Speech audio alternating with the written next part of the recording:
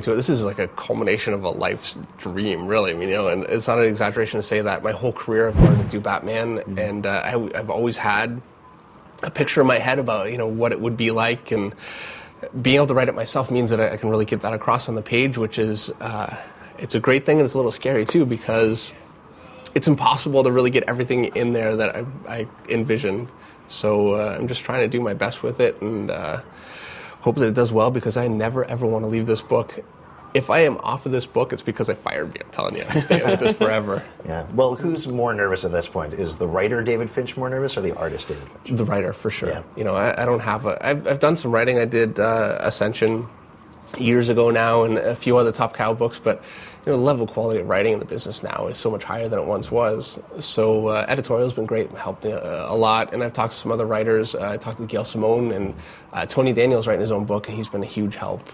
And just seeing how he's approached it kind of gave me a little more confidence to do this. And talked to Keith Giffen, who's his character. He's been great. He's really helpful. So Mike March has been a big help for me, and I certainly couldn't have done it without him. And still, as it is, I feel like I'm learning something new every day about the process, and going back and trying to fix things as much as I can and make it as good a product as I can make it. I want it to be a good read.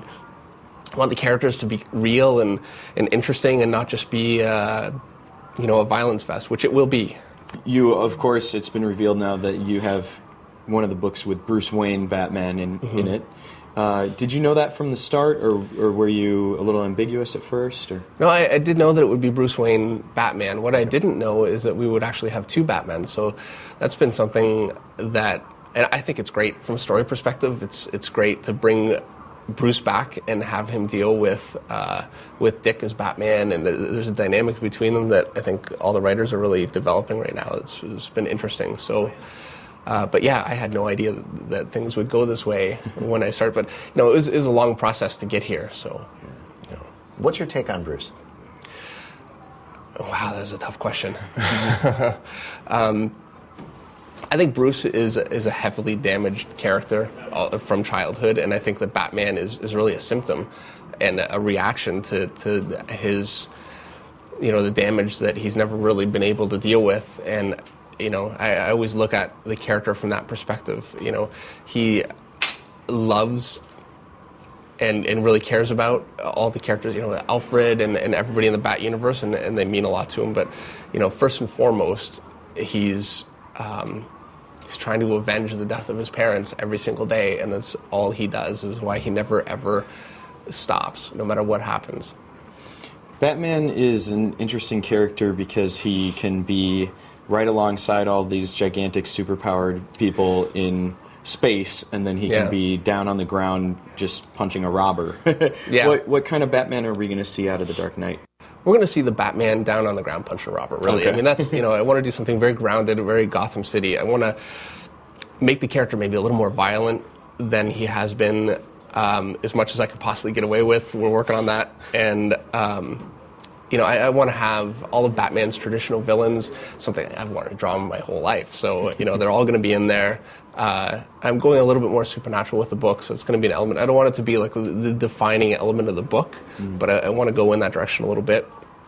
But yeah, I think, Batman's a character that, despite the fact that he has no powers or abilities really beyond his own mind and, what God gave him, all those other characters are scared of him, which I think is great.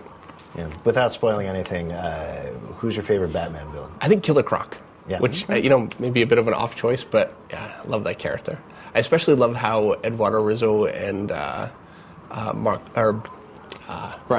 Azzarello did him.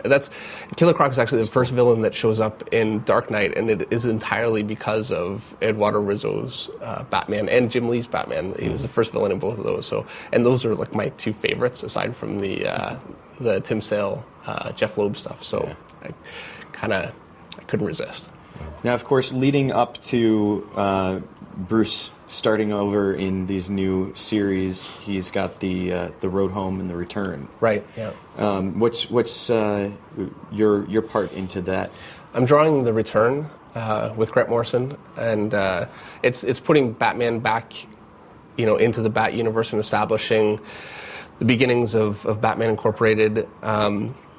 There are some new villains that appear for the first time in The Return that are pretty interesting. Grant Morrison really writes some pretty crazy villains. So I mean, it's a blast, and he's very descriptive. So I think it's something that people will enjoy, hopefully.